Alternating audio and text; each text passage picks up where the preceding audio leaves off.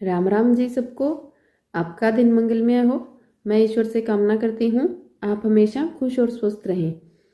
आज हम बात करेंगे जो नौजवान हैं, आज की पीढ़ी युवा है, युवाओं के चाहे वो महिला है चाहे पुरुष है, बाल एक तो बहुत झड़ना, एक गंजापन आना, गंजेपन की शिकायत शुरू हो चुकी है। अब इसका क्या कारण रहेगा और ये कैसे ठीक होगा। और युवा है तो परेशान बहुत ज़्यादा हो जाते हैं कि अब तो टकला हो जाएगा और बाल इतने ज़्यादा गिर रहे हैं, इसका अब शायद कोई समाधान नहीं होगा, बहुत ज़्यादा टेंशन लेते हैं। और नतीजे क्या करते हैं कि जो हेयर ट्रांसप्लांट है वो करवाने तक जाते हैं, या जो भी आगे आए प्रोडक्ट्स यूज़ करना स्टार्ट कर देते हैं। तो पहली चीज़ तो समझने की कोशिश करें कि ये बाल जो ऐसे झड़ने शुरुआत किस चीज़ से हुई है। मुख्य कारण दो रहेंगे।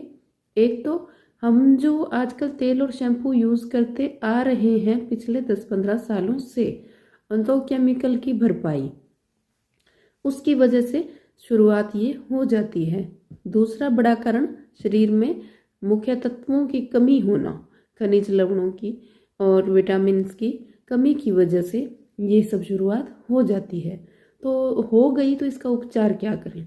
सबसे पहले टेंशन ना लें बिल्कुल भी कि ये वापस आएंगे भी या नहीं आएंगे।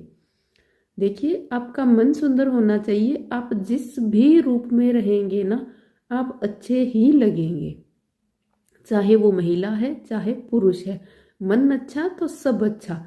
इस चीज़ पे अपने मन को टिकाएं। यकीन मानिए, यदि आप इस चीज़ पे विश्वास करेंगे तो आप टकले नहीं होंगे।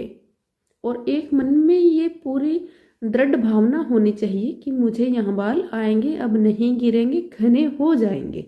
तो ये जब मन में भावना रहेगी, मन में जैसा विचार रहता है ना, बॉडी वैसा ही रिएक्ट करती है। पूरा दिन यदि दिमाग में ये टेंशन रखोगे कि मेरे बाल गिरने शुरू हो गए और मैं टकला होऊंगा या होऊंगी, तो वैसा ही होगा। और यदि मन में भावना है कि नहीं, अभी हल्के कम हुए और ये सही होंगे, तो वो सही ही होंगे। तो इसीलिए सबसे पहले बी पॉजिटिव, भ्रमरी करना ना छोड़ें। थोड़ा और वक्त है तो ध्यान लगा लें, मेडिटेशन करें, बहुत अच्छी चीज़ है। उसके बाद अब बात करते हैं दवाओं की। देखिए, बताने के लिए सैकड़ों दवाएं हैं, अब हर कोई वो नहीं कर पाएगा। कारण कुछ एक तो कारण ये रहते हैं आजकल समय के, यदि वो जॉब कर रहे हैं तो नहीं समय मिल पाता, और थोड़ी चीज़ें मुश्किल या स्मेल की वजह से नहीं कर पाते, जो भी कारण रहे। सबसे सरल दो उपाय पहले करें। एक तो तांबे के बर्तन का दही, तांबे के बर्तन में दही रख दें, उसको 5-6 दिन तक पड़ा रहने दें। जब वो हरा हो रहा हो जाए वो लगाना। खाने में तो ये है जहर, टच भी हम कर सकते हैं इसको, लेकिन इसको खाना नहीं है किसी भी सूरत में। तो ये खाने में तो बन जाता है जहर, लगाने में बन जाता है अमृत। तो इसको बालों में लगाएं, ज़्यादा नहीं, 1 घंटे रखें, उसके बाद बालों को धो लें। ध्यान रखें, धोएं तो हफ्ते में 3 बार, तो ऊपर से कोई शैम्पू वगैरह ना करें। और बाकी करना चाहें तो आप 3-4 दिन कर सकते हैं। मैं सभी को चीज़ें ऐसी संभव बताती हूँ जो हो सके। अब 3 दिन, जिन दिनों में हमें शैम्पू नहीं करना, वो कैसे करें कि आप शाम को दही लगाएं 3-4-5 बजे, घंटे 2 घंटे रख के सिर को सीधा धो के सो जाएं, और सुबह उठ के आप शैम्पू कर लें। यदि आप ऑफिस जा रहे हैं और कहीं बाहर जा रहे हैं, नहीं रहा जा रहा, तो वो करें। नहीं तो आप मुल्तानी मिट्टी में थोड़ा नींबू का रस डाल के और उससे साफ करें, तो जो एक्स्ट्रा घी है बालों में वो निकल जाएगा, गंदगी निकल जाएगी, बालों में बिल्कुल दही की स्मेल नहीं बचेगी। यदि दोनों उपाय करते हैं तो डबल फायदा होगा, नहीं तो धीरे धीरे फायदा ज़रूर होगा। दूसरी चीज़, शैम्पू करने से पहले बालों में जहाँ जहाँ यदि बड़े डॉट्स बन गए हैं बाल झड़ के, तो वहाँ पे प्याज का रस लगाएं। थोड़ा सा कैसे लगाएं, उसमें मेथी दाना का रस डाल लें। मेथी दाना का रस या पेस्ट, वो कैसे डालें, रात को मेथी को बिल्कुल थोड़े से पानी में भिगो दें, जितने में वो अच्छे से सोख हो सके। उसके बाद आधे 1 चम्मच मेथी ले लें, आप भिगो दें।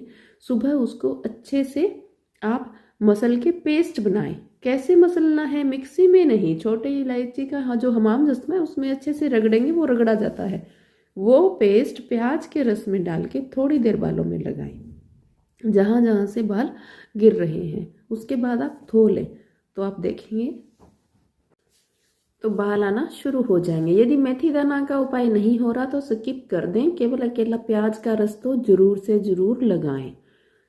ये उपाय है। आप एक तेल बना के भी रख सकते हैं।